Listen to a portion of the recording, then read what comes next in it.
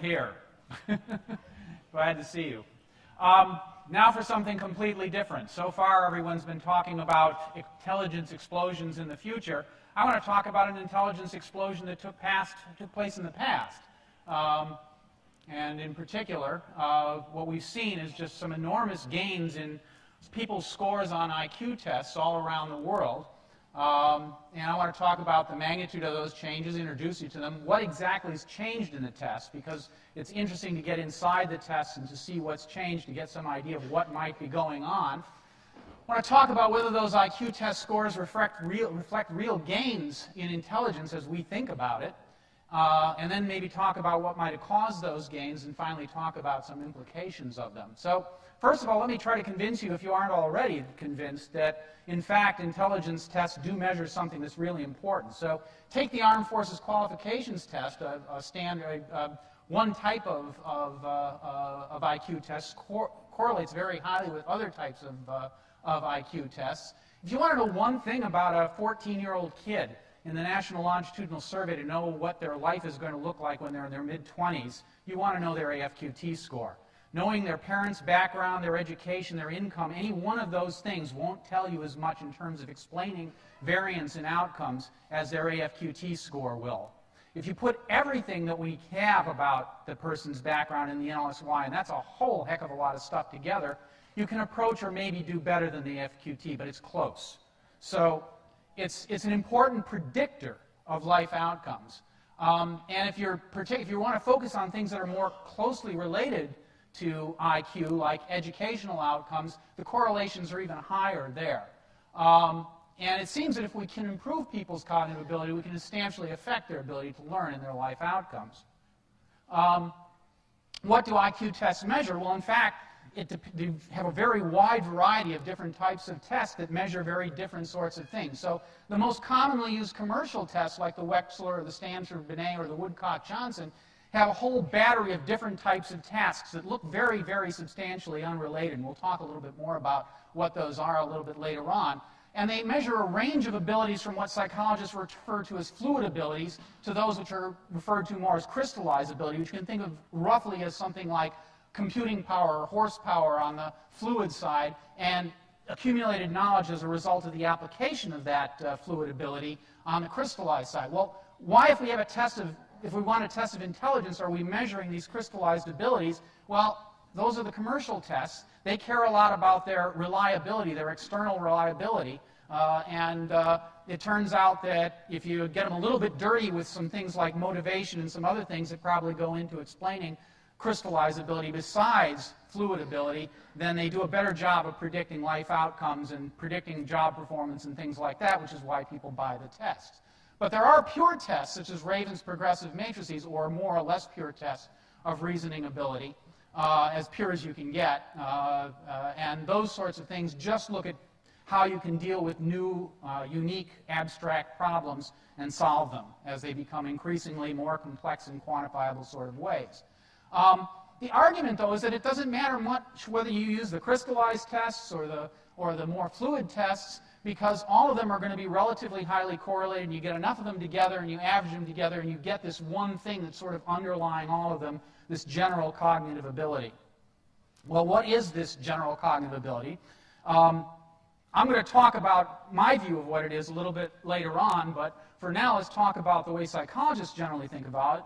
The old Spearman view of general cognitive ability was that there was this one underlying, probably largely genetically determined mental ability that was reflected into a different degree in all sorts of different mental measures. The more general ability one had, the better one would do on tests, but particularly those that most directly measure general cognitive ability. Those tests are said to be the most G-loaded tests. The modern view recognizes that there is some variety to intelligence, and that is that some people are better at things that involve spatial reasoning, and some people are better at things that involve verbal reasoning, and that they're a little bit different in terms of their ability, but there's still as a tendency for all of those things, verbal, spatial, memory, all the different types of measures of ability to be correlated together themselves, and that then gives rise in a mathematical structure to something that's very much still like Spearman's G. Also, a lot of people have argued statistically, that once you measure somebody's G, you really, the other abilities don't get you very far in helping you to further explain people's life's outcomes, although there's some controversy about that. All right, so we already talked about how it's the view that it's largely genetically determined. Where this comes from, or at least some evidence that's given for this, is that if you look at adult twins or adoption studies of adults, what you see is you can tease out of those with a certain set of assumptions how much of the variance is explained by genetic differences and how much is explained by environmental differences. So, for example, if identical twins are really like each other and fraternal twins are pretty different from each other, then that suggests that, in fact, genetic differences are playing a very large role in explaining the variance. And using those sorts of formulas to figure out what it looks like, you get estimates in the range of 60 to 80%, depending on what type of population that you're looking at. And this has led some people to argue that what is important about cognitive ability is very difficult to change. That this underlying G ability, if all the differences we see in the environment out there only produce 20% of the variance across us in our cognitive ability, then, gosh, that environment must be awfully darn punny in its ability to explain, or in its effects on cognitive ability. And that leads some people to be very pessimistic about the probability that we could modify cognitive ability through environmental interventions, at least of the sort that we've tried so far. But that's an empirical question, and it's one that's certainly gotten a lot of attention.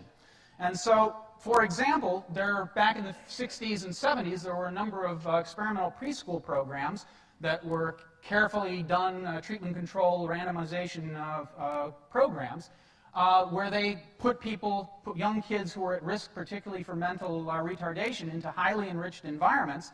And while they were in the programs, they had huge IQ gains. And in most cases, they were brought up to normal or even in some cases supernormal functioning levels.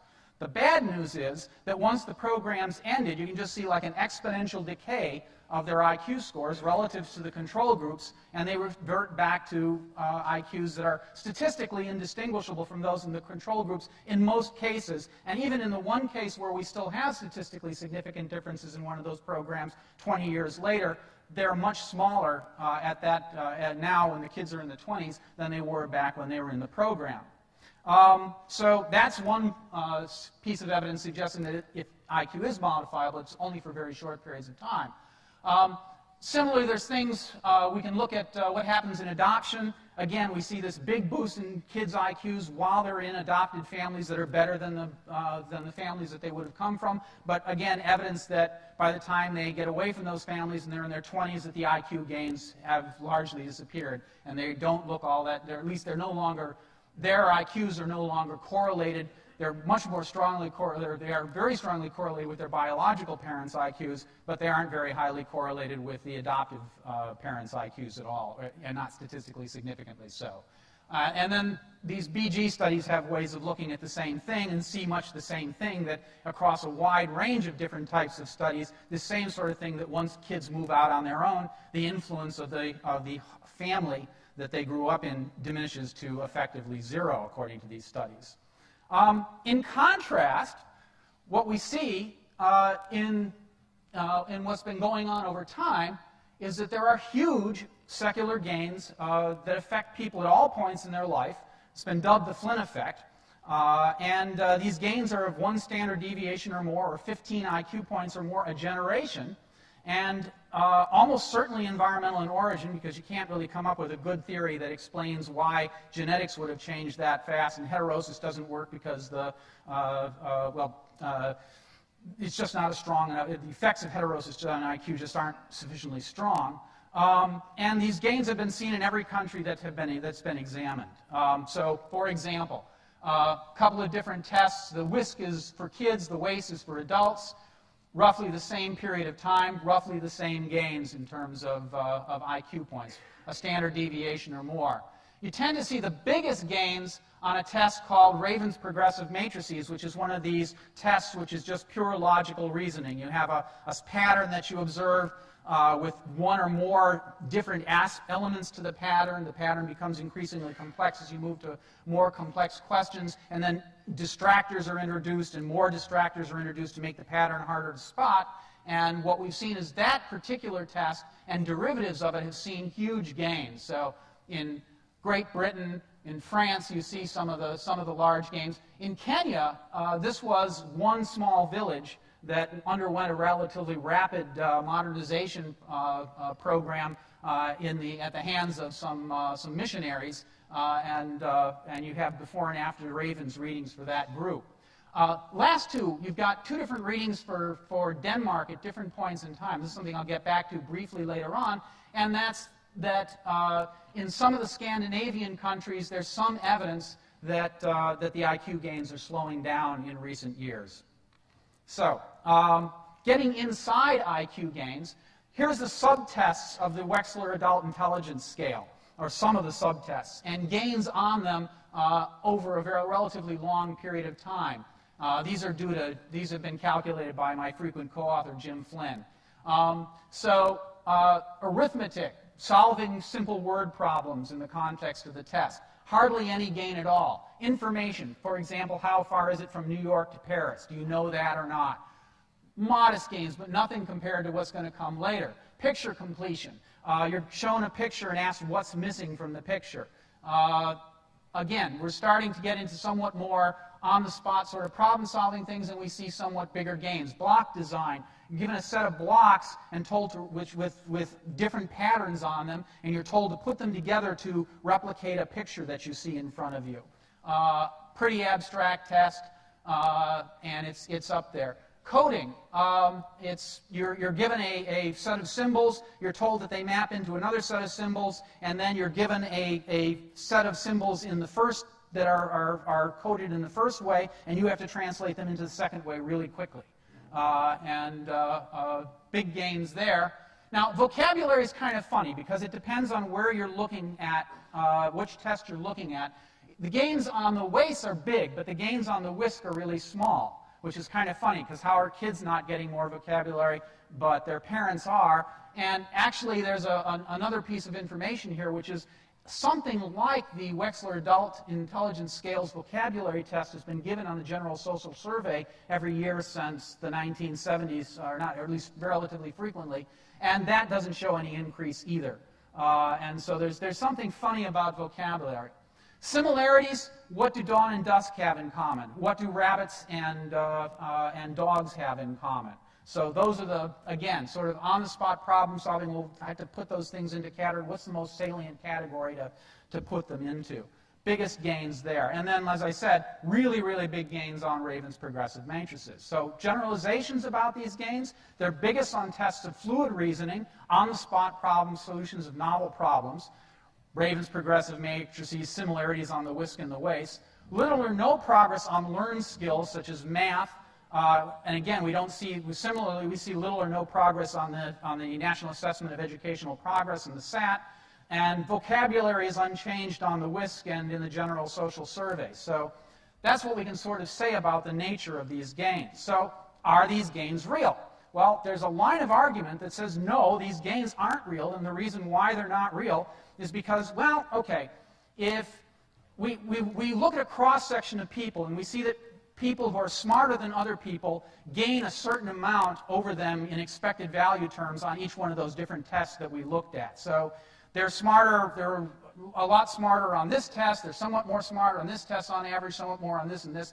And if we compare those gains in a rigorous fashion to the gains, the differences between sort of average people and smart people in any cross-section of the population, they don't map.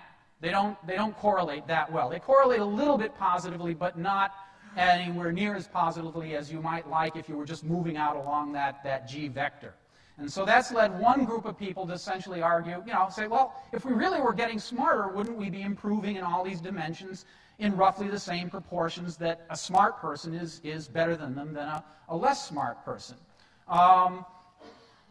And so I think that we are getting smarter in a meaningful sense, but to explain why we need to get into what G really is. So actually, this is just repeating what I just said. Now, what I'm going to talk about in a minute grows out of work that Jim Flynn and I did trying to explain what we call the IQ paradox.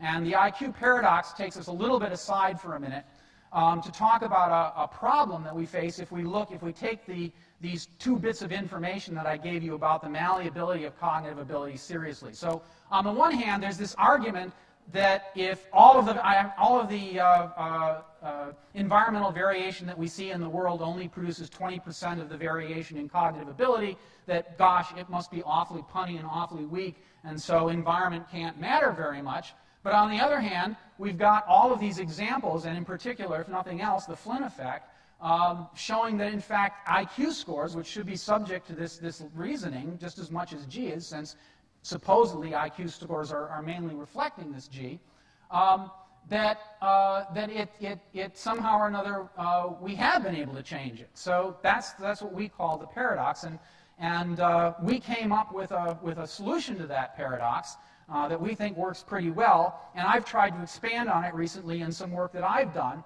in a new paper called What is G, and you can get that off my website, or you can email me, or however, Google it, you can probably find it that way too.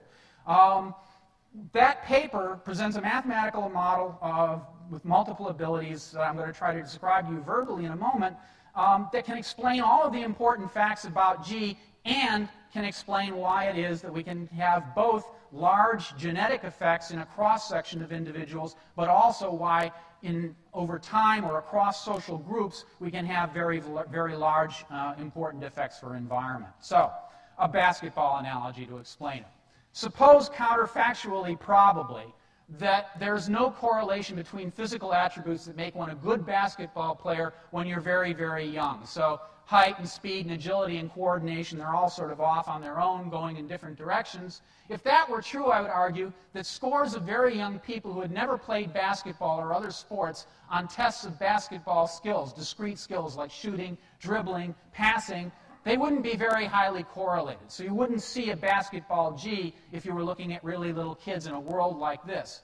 But if you were to look at the skills of teenagers, you would see a basketball G. Because those who are taller or quicker or have better hand-eye coordination, when they go out on the playground and play basketball for the first time, they're going to be better than the other kids.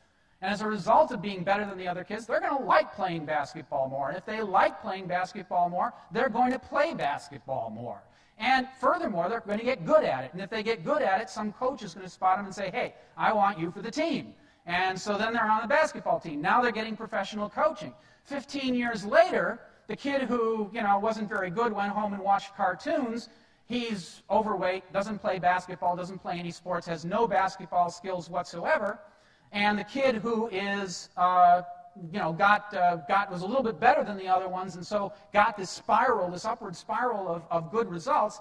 He's really good at basketball, and furthermore, he's good at each one of the individual skills. He may not have been very good at all of them to begin with, but once he started practicing, he got good at all of them, and he probably got better at the ones that were really important to basketball, say, relative to somebody who was playing baseball. Because those would be the things that the coach would make him practice, or even if he was trying to get good on his own, he would be sort of, going and practicing those things over and over again because he wanted to be good at basketball.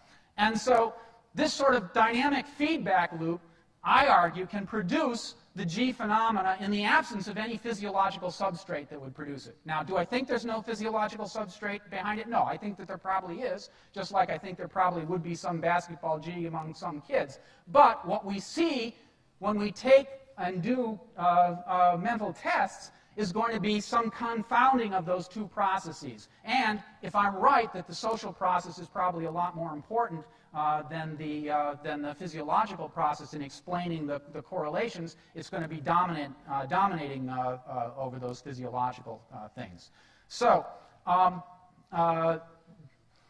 now let's think about what would happen if we decided to change the game of basketball. Suppose that the grand poobahs of professional basketball decided that basketball really needed to be more like soccer because we had this massive immigration of people Okay, a massive immigration of people to the United States who were used to soccer and they wanted something more like that. If that's the case, then what's going to happen? You're going to see, so they make the game longer. They make it so you can't substitute players out. So what's going to happen? Well, maybe because people are playing basketball for longer, they're actually going to develop their skills more. But in particular, they're going to develop their endurance. And so we're going to see changes in the pattern of abilities of basketball players. We may see some gains in the abilities of basketball players. The new skills are going to be very useful in the context of the new game. So we are going to see real, honest-to-goodness improvements in basketball playing ability, but they are not necessarily improved. They wouldn't look like basketball G improvements. And I think that's actually what's going on with intelligence today. Results of having this model where there are reciprocal effects. Environment is more important than many G theorists would allow. In large part, this is because what the behavioral geneticists are identifying as genetic variation is actually the proximate cause of a lot of that genetic variation is actually environment, under the control indirectly of the genes. But just because that happens normally in the cross-section doesn't mean that over time or differences across groups that an exogenous difference in the environment couldn't get blown up by those same sorts of multipliers. The problem for us looking at the cross-section is that our environmental advantages tend to be a lot more transient than our genetic advantages. If we look at the persistence of genetic advantage, we see that we can take apart the genetic and the environmental inputs to people's abilities at different ages, and we see that the correlation in the genetic abilities is darn near perfect, and the correlation in the environmental abilities, at least until people are in their 20s or 30s, is almost zero. At least for the non-family part of it. So if the environment is fluctuating a lot, it never gets the full benefit of the multiplier effect, so of course it doesn't explain much variance. But if we have a consistent difference, say, in the mean of that process generating that noise, that is going to get blown up by these reciprocal effects and produce big gains in intelligence. Some examples of feedback.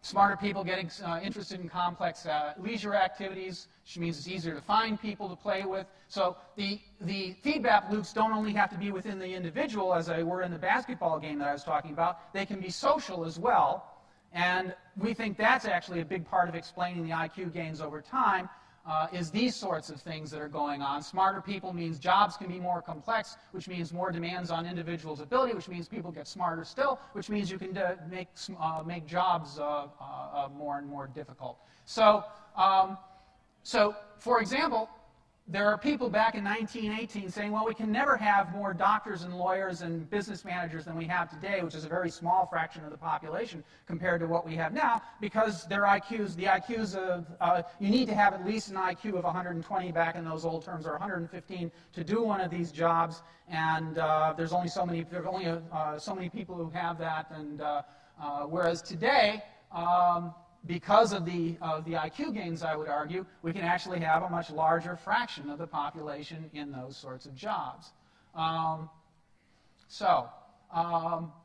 do I think the gains are real? Because if they weren't real, you wouldn't be able to get feedback. If there wasn't some reason why you got into a more complex environment as a result of having more of this intelligence, then there wouldn't be a feedback process, and without feedback processes, I don't think you can explain the magnitude of the gains. Also,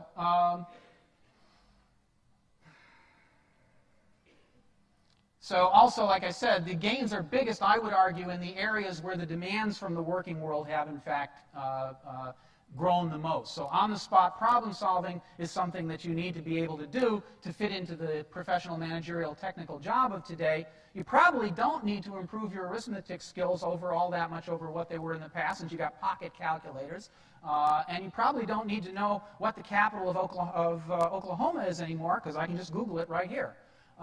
So those sorts of things don't have to grow, but on-the-spot problem solving is something we have to do a lot more and we have to be better at. Some explanations that have been given for these gains, which I don't think work.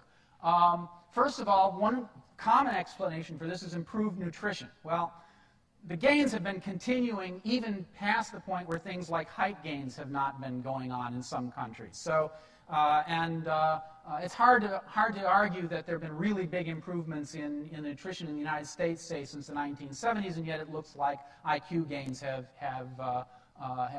progressed during that time period as well. And then there's a couple of other arguments against it. An argument that we've been getting lead out of the pipes and that has a very deleterious effect. There are gains in LDCs with no legacy lead pipes. Test sophistication. Actually, there was a period of time when the frequency with which we were giving tests were going down because of some legal rulings, and during that period of time, we didn't see any change in the rate of which these gains were being made. Okay, so two non-exclusive hypotheses: new habits of the mind or better brains. New habits of the mind is the favorite explanation of my frequent co-author, Jim Flynn. What he thinks is that we used to think in terms of concrete relationships. So when we were hunters, if we were asked what do dogs and rabbits have in common, we said, well, we use dogs to hunt rabbits. And that was the most obvious thing. And the notion that dogs and rabbits were both mammals was completely irrelevant to us, so who cares? But as we become more and more involved in technical and scientific activities, and our schools are preparing us for that, we start thinking that that's the relevant, salient way of thinking about what dogs and rabbits have in common. And so we wear scientific spectacles when we look at the world these days, and that these habits of the mind have gotten us, have made us able to do better on all these tests. So I think that's a great explanation for what's going on with similarities and why it may look different from some other things, but I don't think it helps us explain what's going on, for example, with Raven's progressive matrices. So, what do I think may be going on? There's accumulating evidence that the brain responds to external stimulation. That when you put demands on the brain, we grow new gray matter. London taxi drivers have a lot more gray area in the part of the brain where they store two-dimensional where we think that people store two-dimensional representations of the world.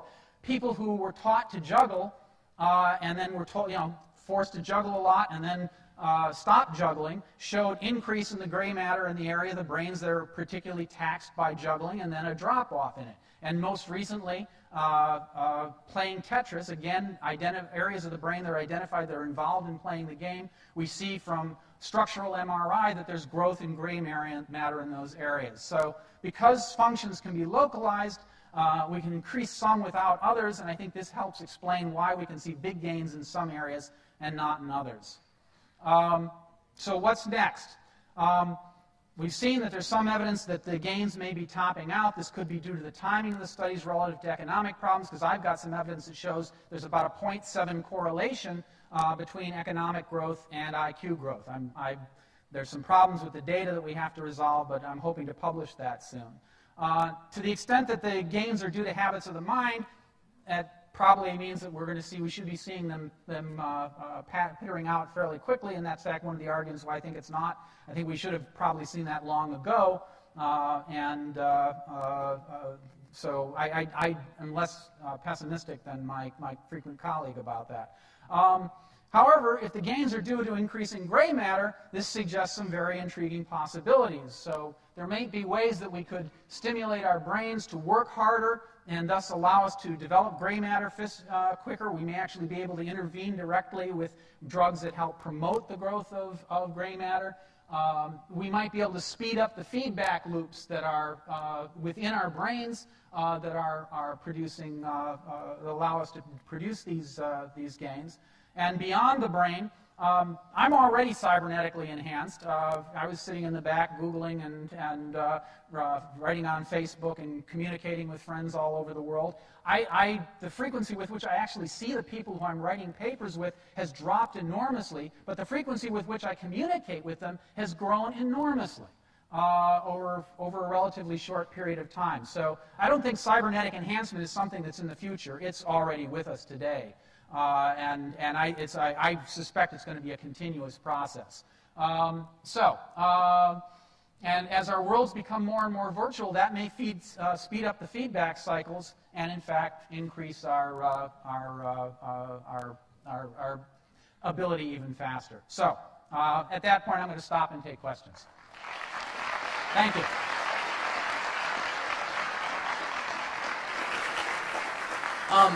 Okay, mine is actually a two-part question. What would you say to the view that says really it's only the general knowledge that has increased, that basically the intelligence level of the human race has essentially stayed the same? Even for Catel's test, which was initially designed to try to be culturally independent. But no, I don't think that's... Yeah. There's an interesting... I've read a lot of this stuff, and one of my conclusions was intelligence wasn't as important in the past as it is now. My grandmother folded shirts, and she was an amazing person at folding shirts. She could fold shirts like you would not believe. But if you gave somebody with 190 IQ that job, he'd come in with an AK-47, 10 days in. So, fundamentally there is this problem that in the past we had an environment that was just less amenable to intelligence being the right answer. Yeah, I think that's part of the reason why we're more intelligent, but what I'm saying is there's a feedback loop there. One of the things I think that this explanation that says that it's growing neuronal density or density of dendrites, I think helps with is one of the problems that we have is understand the brain's a relatively expensive organ, and we've been carrying it around with us for tens of thousands of years, if not hundreds of thousands of years. And why would we have been carrying around all this excess capacity that we're only now using? Well, maybe we weren't carrying around the excess capacity. It's for some reason or other we have a peak load capability, and we're just using that a lot more than we used to. Okay, last question. Was she first? You were first, as somebody said. Okay. So. You've mentioned a lot about social and individual feedback loops and increasing intelligence, but I noticed these are just trends that just sort of happen. I was wondering if there's anything interesting that we could do with actually explicitly trying to introduce feedback loops, like dual end-back or... Sorry, I'm not very articulate right now. Dual end-back, there's a set of very difficult tasks that have been shown to increase people's performance, not just on that task, which is the usual case in psychology, but generalizes to Raven's progressive matrices. And so the question is whether we shouldn't all be out there drilling ourselves in what I'm just wondering is if it's possible to not just have these feedback loops that just happen because intellectuals have an internet to play around with, but actually explicitly realizing, hey, this general intelligence thing is useful, how can I get more of it? Well, actually, that's what my next paper's about. I'm an economist, and so I've got to make this relevant to economics somehow, and I think that in economics terms, there are big externalities to individual cognitive ability because of their effects on other individuals, and that doing things to support cognitive activity may be, what do you do in economics if something has a positive externality? You subsidize it. So, yes. Thank you.